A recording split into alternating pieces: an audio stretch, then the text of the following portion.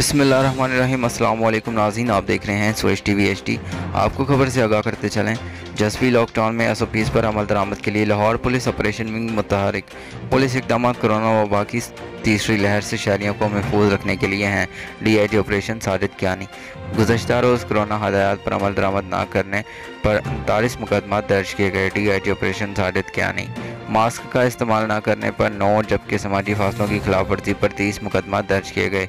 मजमूई तौर पर corona SOPs की खिलाफ वर्जियों पर 6144 मुकदमा दर्ज किए जा चुके हैं।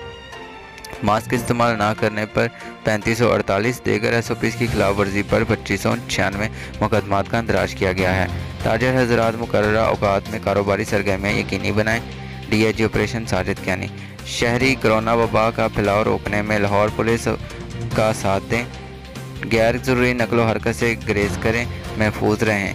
पुलिस एहलकार दौरान ड्यूटी मास्क का इस्तेमाल यकीनी बनाएं। DIG operation Sajid Kiani. Police एहलकार दौरान ड्यूटी शहरियों से खुश अखलाकी से पेश आएँ। DIG operation Sajid Kiyani. मज़ीद खबरों और अपडेट्स के लिए देखते रहें सोएज टीवी HD और चैनल को सब्सक्राइब करना मत भूलिए। शुक्रिया।